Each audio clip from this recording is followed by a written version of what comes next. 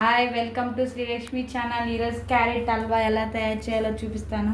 వచ్చేసేయండి. కావాల్సిన ఐటమ్స్: క్యారెట్ని మంచిగా క్లీన్ చేసి తురిమి పెట్టుకున్నాను. అలాగే గీతో చేస్తున్నాను నేను. కొంచెం ఆయిల్, కొంచెం గీ వేస్తాను. అలాగే మిల్క్ ఒక కప్పు షుగరు అండ్ యాలక్కాయలు కొంచెం స్మెల్ కోసం,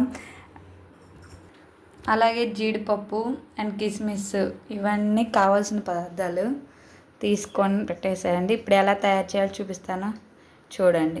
ఫస్ట్ కడాయి పెట్టుకొని దాంట్లో 2 టేబుల్ స్పూన్ గీ వేసుకోవాలి.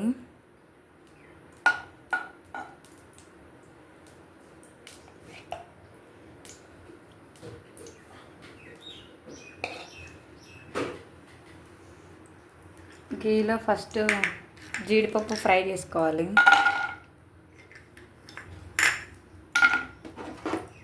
కొంచెం కలర్ చేంజ్ అయిన తర్వాత తీసి పక్కన పెట్టేసేయాలి. కలర్ చేంజ్ అయ్యేటప్పటికి ఎండు ద్రాక్ష కూడా వేసుకోవాలి. దీంట్లోనే ఇవి కూడా వేసుకొని కొంచెం వేగిన తర్వాత తీసేసేయడం. తీసి పక్కన పెట్టేసుకోవాలి. డ్రై ఫ్రూట్స్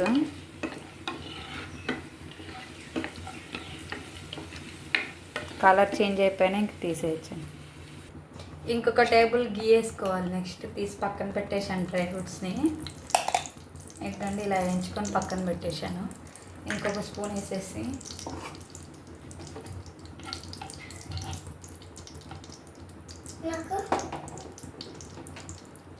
నెక్స్ట్ క్యారెట్ని వేసేసుకోవాలండి.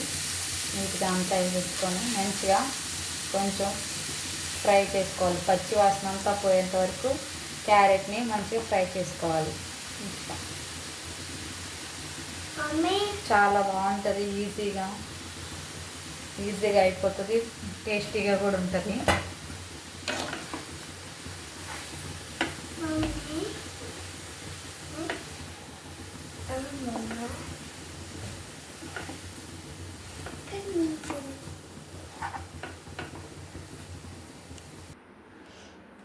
మీడియం ఫ్లేమ్లో పెట్టుకొని ఇలా మంచిగా కలుపుకోవాలండి.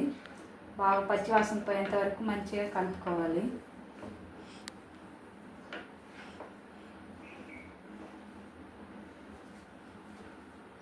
లో కావాలంటే ఒక టేబుల్ స్పూన్ గీ వేసుకోండి. లేదంటే మీరు ఆయిల్ కూడా వేసుకోవచ్చు. కొంచెం కావాలంటే 2 tablespoon oil, 2 tablespoon ghee వేసుకొని చేసుకోవచ్చు.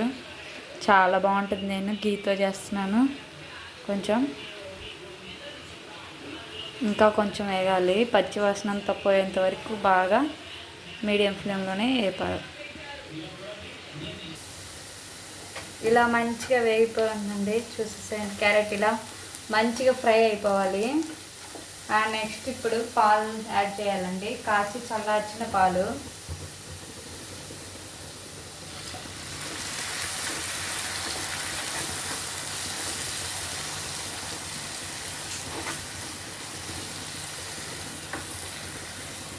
కప్ యాడ్ చేస్తానండి. కాచి చల్లార్చిన పాలు. ఆ తర్వాత కలుపుకోవాలండి మంచిగా. నేను కొంచెమే యాడ్ చేస్తున్నాను. షుగరు కొంచెం తక్కువగానే తింటాను. మీరు కావాలంటే కప్ యాడ్ చేయొచ్చు. నేను 1/2 కప్ యాడ్ చేసాను.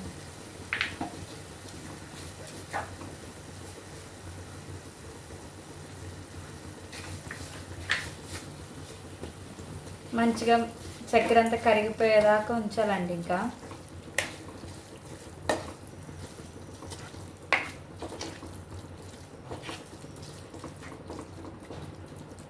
చక్కెర అంతా కరిగిపోయేదాకా కొంచెంసేపు ఉంచండి.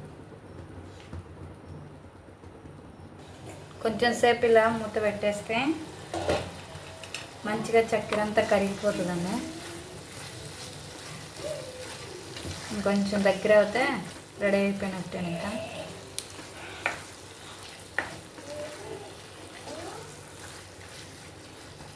దీంట్లో కొంచెం యాలకుల పొడి,